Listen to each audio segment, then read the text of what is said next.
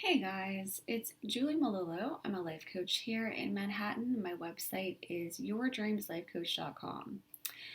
Are you being manipulative and you don't even realize it?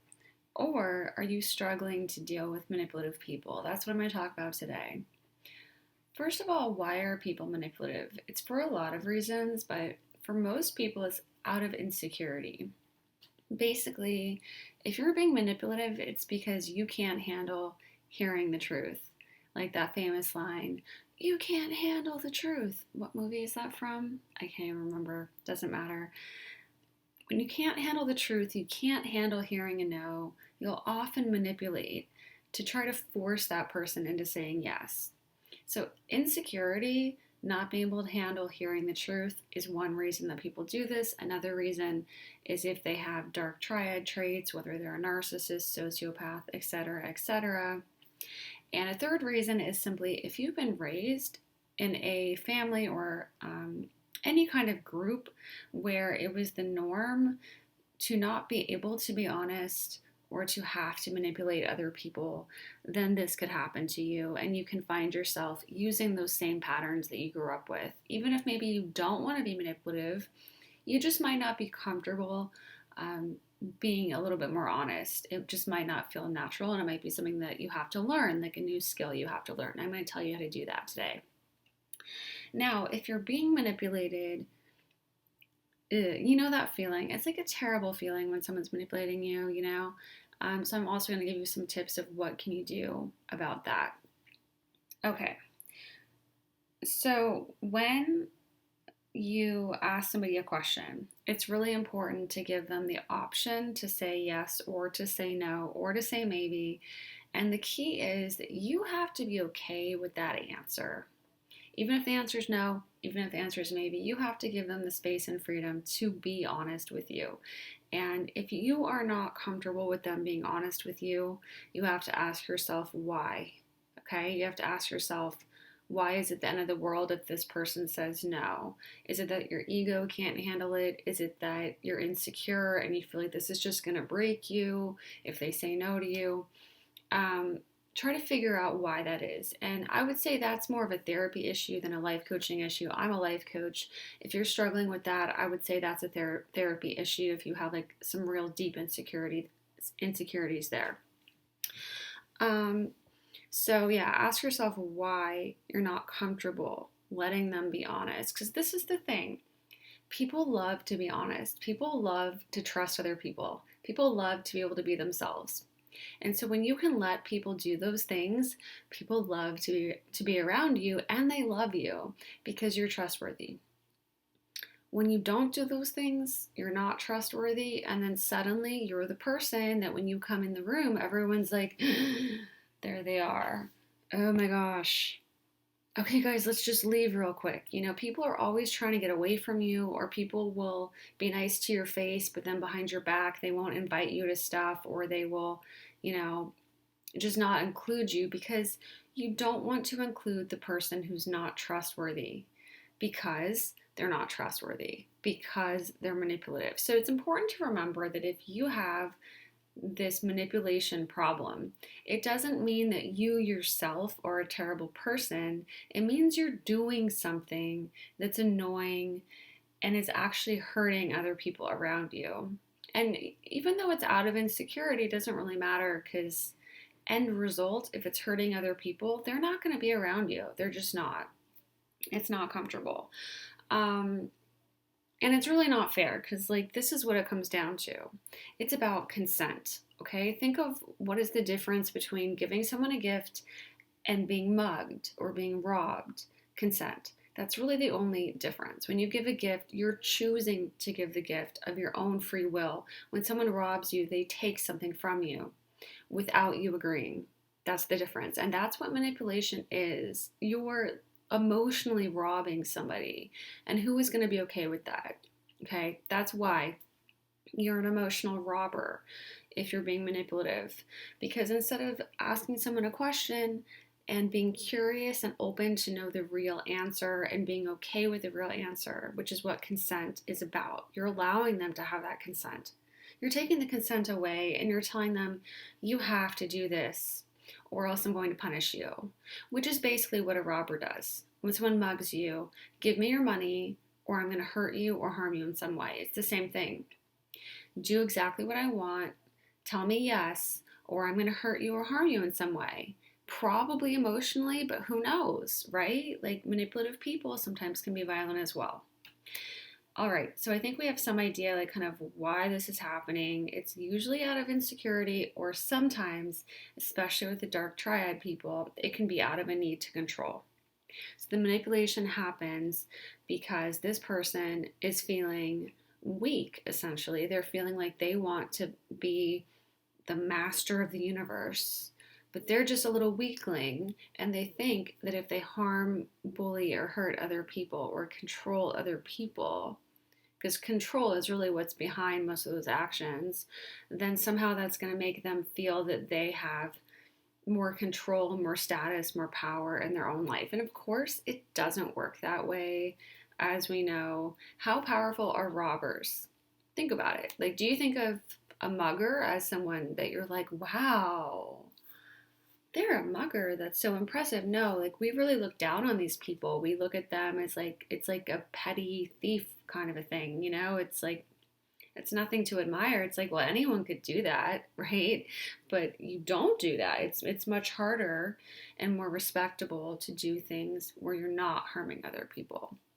Those are the people we look up to. Those are the real heroes we admire, are people who don't hurt other people, who actually help others, and who are able to succeed and, yeah, get to high positions, but not from robbing people or stealing or manipulating or lying, but people that are being honest.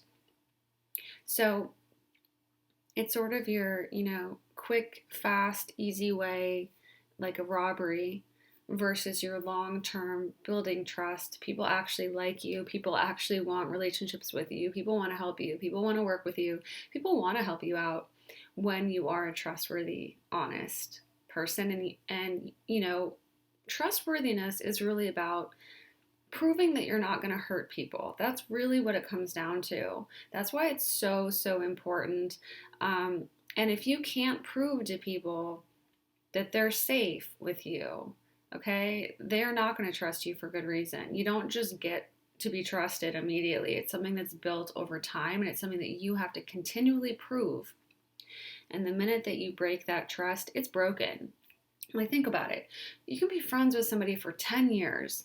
They pull out a gun, they rob you. Are you going to trust them ever again? No. In that one moment, it's broken forever. So I know this is an extreme example, but really I'm just putting manipulation into physical risk, physical violence terms, because that's often easier to understand. The emotional is like, oh, is it really so bad? I was just being a little manipulative. Yes, it was that bad. Because it's really the same feeling of not being able to say yes or no. Okay, so I want to look at it now from the other person's point of view. So when someone is manipulating you, what does that feel like? All right, when you're at work and Martha comes over with a sign-up sheet and she wants to manipulate you to give money to the fundraiser. Let me show you a manipulative way that Martha will probably say that. And again, this is really common. I'm not like demonizing everyone who's done this. I'm not saying everyone's dark triad who does this, because it is very common. But the effect is the same, even if you were just raised in a way that, this was done, or if you're even in a workplace that this is normal, it's really not a good way to do it. So Martha comes over, you're at your desk, and you're like, here comes Martha with the sign-up sheet, the freaking sign-up sheet, here we go again. Now let's say that you give to your own charities, you volunteer, you out of your own consent made your choices of what money you want to give to help the world. And then here's Martha with her sign-up sheet, and she's trying to shame you into giving money to this organization that you may or may not want to give to. And I'll get to that. You may actually want to give to this organization. I'll get to that point in a second.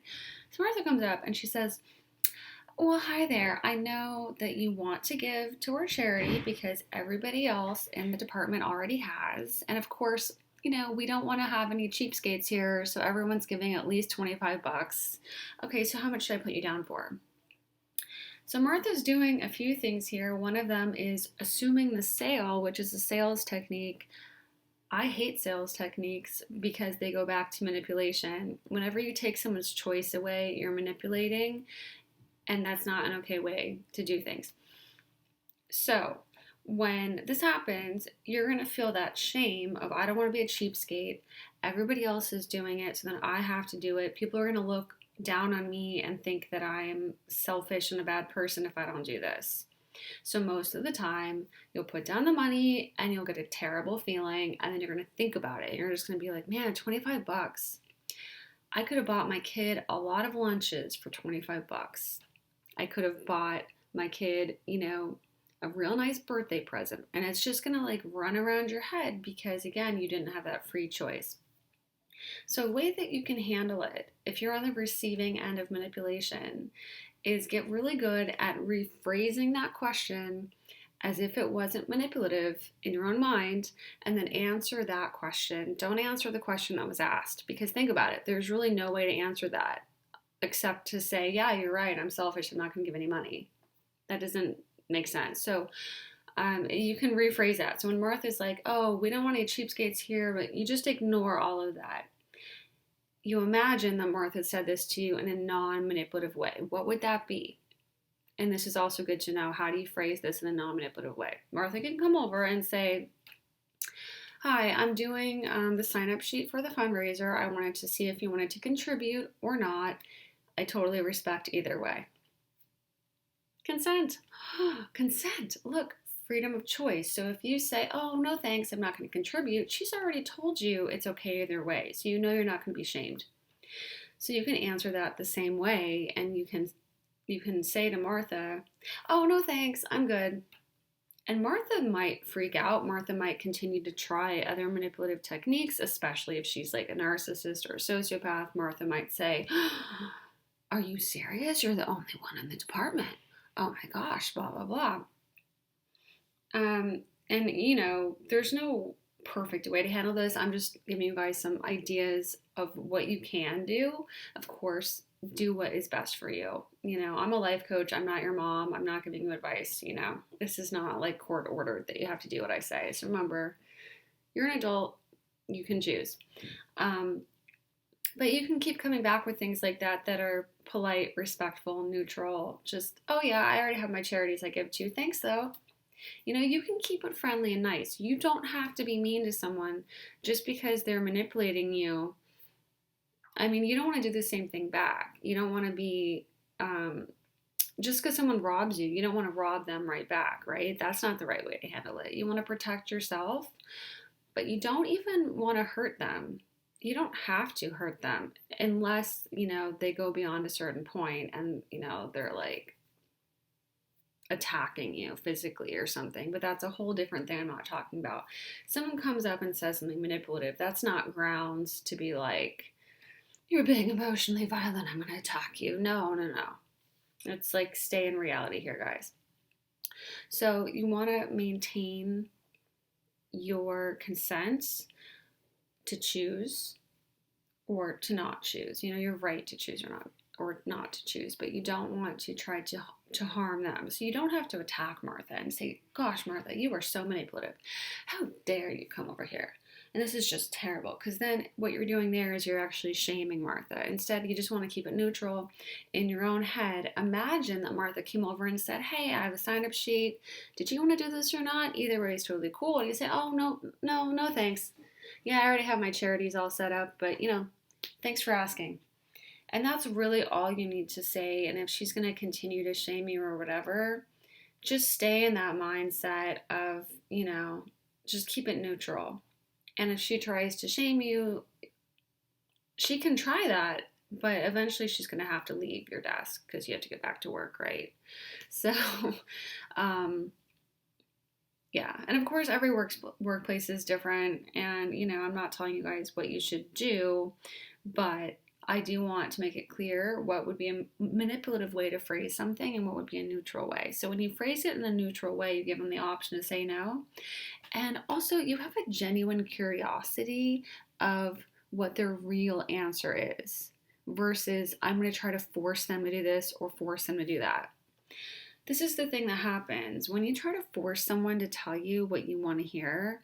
Most of the time, they will say that. That doesn't mean that you've won. That doesn't mean they like you. That doesn't mean you've gotten anywhere. In fact, you've just destroyed your relationship in one step. You've broken that trust. Remember the armed robbery thing? Broken trust. Doesn't matter how much foundation you've built, it's destroyed. Manipulation is powerful enough to destroy that trust.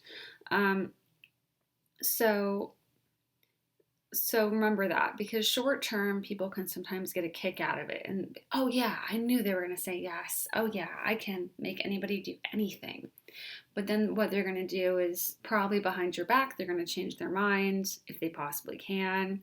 Or they're just going to avoid you like the plague. They really will. So if you found yourself with a lot of people avoiding you, it could be as simple as this. And oftentimes people will make up whole stories of like, oh, they're just avoiding me because I wear the color black a lot and they hate the color black because they're so close minded, those idiots. But no, it's really because you're being manipulative and they don't like it. And again, it's coming down to not being able to handle the truth. So if you let people be themselves, you're honest, you're open to know what their truth is, and in fact, you're curious about it. You have to be strong enough to handle that, right? You have to be strong enough to hear the word no and not take it personally, to know that that is their right to say no to something and that you're curious about it. You just want to know where they stand, right? You're not trying to push them. Because the fact is, we can't really push people. People are where they are. And if you do push them somewhere, they're going to resent it and they're not going to trust you. And it's just not a good place to be. It's a very shaky foundation to be building a relationship. So let people choose to say yes or no. And the way you do that is you phrase the question neutrally. You don't want to imply anything. You don't want to assume anything. You don't want to shame them or imply any shame in there. I mean, it's something that you can start practicing. Just start practicing writing neutral questions down. You know, things like, hey, do you want to go to brunch on Saturday? That's pretty neutral. That's a neutral question. And I think it's even nicer to take it a step further and give people an out. Give people something that they can easily say no to, that they don't feel that they're hurting your feelings or going to be shamed or they're a bad person. Like, make it easy for them to say no. Because this is the funny, weird thing. When you make it really easy for somebody to say no, they appreciate that. And if it's something that they wanted to say yes to anyway, now they're even more appreciative because they know that they can be honest with you. So if you say, hey, I know you've been really busy lately, so you might not have time, but if you want to do brunch Saturday, I'm free. You want to go? This person has an out. You've already told them that you're okay with them saying no if they need to say no for some reason, but that you'd like to go. So at that point, you'll usually find people will be very honest and open with you, and they'll probably think about it and be like, yeah, actually I have been really busy and I probably should spend some time with like my kids this weekend, but why don't we go get coffee tomorrow though? That would be fun. Like maybe like tomorrow at noon. Yeah, let's do that. Often people will really work hard to keep you in their life because you have demonstrated that you're giving them consent. They don't have to be stressed. They know they're not going to be harmed by you emotionally. So they can have you there without it really being anything that's being stolen from them, which these days can be hard to find, right? So when you find a friend like that, or a coworker or whoever who you know isn't going to push you into things, you're like, oh, I'm so relieved. I can just be myself with this person. I can also be honest with them. I mean, it's such a relief to be able to be honest with somebody without being shamed. I mean, imagine if you could say to Martha, if Martha was open and trustworthy and curious about you, and you could say, Martha, I really wish I could give to this fundraiser, but I'm having some financial issues right now and I'm going to need a couple months to catch up on everything. But, maybe in the future, if you ask me like in 6 months, maybe I'll be able to do something. And if that's really the truth, wouldn't that be nice to be able to say that to Martha? And in fact, to have her be trustworthy enough to not tell the whole office your secret? Wouldn't that be nice if Martha was like, oh man, I totally understand. In fact, I had some financial issues myself that I just got out of, and I know it's really hard. And yeah, so hey, I'm here if you ever need to talk about that because I know it's really stressful trying to balance it. Think of how much nicer that interaction is and what a relief it is versus someone coming up and saying, look, I know that if you don't donate, you're a terrible person, so I'm just going to put you down for 25 bucks. It's a big difference. So manipulation really is enough to destroy a relationship, whether it is a friendship, coworker, dating relationship, marriage, or even a business relationship. So for me, I started out as a copywriter working for companies and all that and some other jobs as well. Then I was a freelance copywriter myself, so I was getting my own clients, and then I've been doing life coaching for a long time. So it's been a long time now that I've been selling, but to be honest with you, I don't sell at all. I don't believe in sales. What I do personally is I give people information, then I let them decide in a totally neutral way where there's no pressure, and I give them that choice to say no. And interestingly enough, because those people can trust me, they know I'm not gonna like pull wool over their eyes. They know I'm not gonna, screw them over. They know that I can be trusted. And they know that they have full consent, right? Everything they choose is their consent, which I think is particularly important in life coaching, though it's important in everything, because life coaching is really about being open and honest. So instead of doing those sales techniques that are very manipulative, where you'd say, okay, so how many sessions should I put you down for next week? 5 sessions? 10 sessions? I mean, you should have at least like 5. I'll just put down 7. Okay, I'll send you the bill. Instead of doing something ridiculous and crazy like that, where your client's gonna be like, oh man, I feel like I can't say no. And then they're gonna leave and they're gonna feel terrible all day, and probably eventually they're going to message you and say, I really didn't want 7 sessions. Actually, I'm going to take a break from coaching. And at that point, you have broken that trust. You know, that cringe feeling, that, oh, I feel obligated feeling. It's a terrible feeling. You don't want to give people that feeling, right? And that's what you do, whether it's socially and it's, hey, so remember like a year ago when I lent you a paperclip? Well, now it's time to return the favor, and there's a bake sale this weekend. And I would love you on the 4 a.m. shift. You can just get there at like 3:30 a.m. and then maybe stay till like 7 at night. And like, no, it's not paid or anything, but it's just to help out like my Girl Scout troop. So I'll see you there because I know, I helped you out with that paperclip. Don't forget, I helped you out with that. Don't remember. I helped you out with that paperclip that I lent you. I know that was so helpful. You just so needed it, and I was there for you, so I know you're going to be there for me. There's a million of these manipulation techniques, and when you can spot them, again, all you have to do is answer the question as if they said to you a non-manipulative request, which would be something like, hey, there's a bake sale on Saturday. We're looking for someone to do a shift that starts at 4 a.m. in the morning. It's for my Girl Scout troop. Would you be willing to go? That's enough for it to be a neutral request. And as I said, I like to tack on there an easy out, an easy way to say no, simply because I want to know how they really feel about it. So I might say something like, I know you've been really busy, like with your kids and everything. If you do have some free time, blah, blah, blah.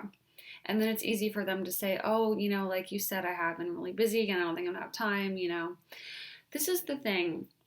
When people want to say yes to you, they're not going to change their mind just because you gave them an easy out. They're not going to be like, oh, I really want to help you with that bake sale. I totally do. That would actually be fun. Or I'd love to return the favor or whatever. They actually want to do it.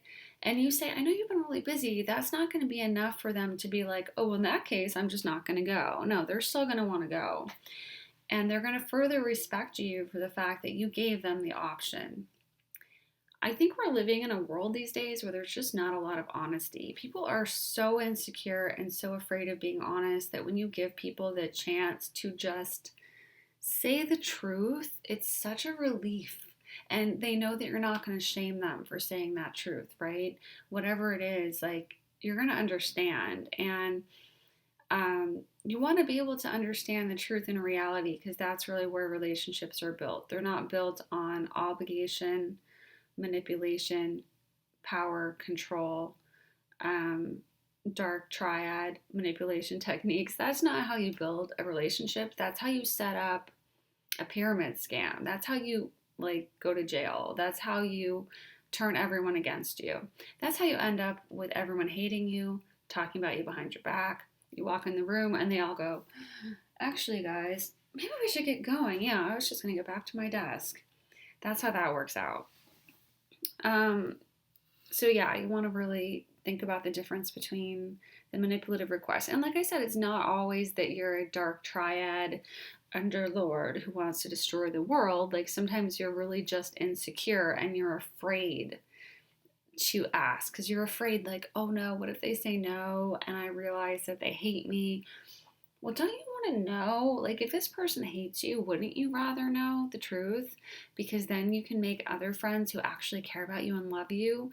I mean, if the only reason this person is doing this task is out of obligation, out of fear of being shamed, do you want a relationship like that? I mean, that's not really, I don't think that's what anybody would want. Like if you have a friendship that they don't even like you and they don't want to help you and they're just doing whatever because they don't want to feel shamed, there's lots of people on the globe. There's no reason to be friends with someone or have a relationship if they really don't genuinely care about you and want to help you, right? So don't shame people. Look for the truth.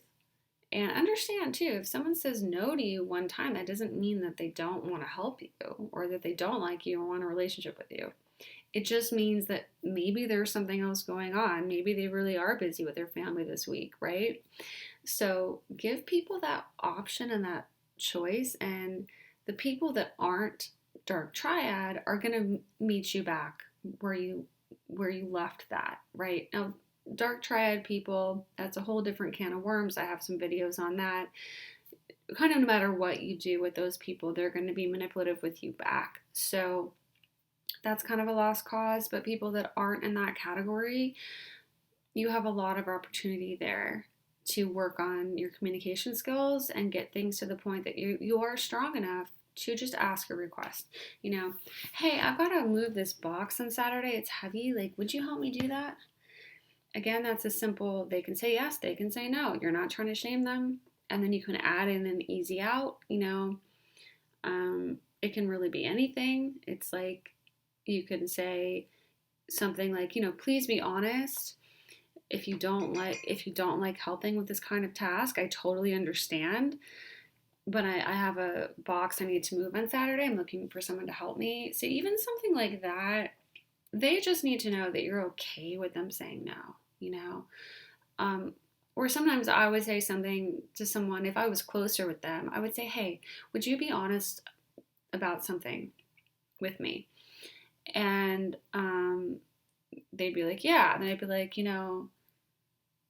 would you help me with this? Or, would you be willing to do this or whatever? But it's important that they know that they can be honest and, or you can even just say that, you know what, I'm going to be cool with it either way, but I'm curious if you wanted to help me with blah, blah, blah.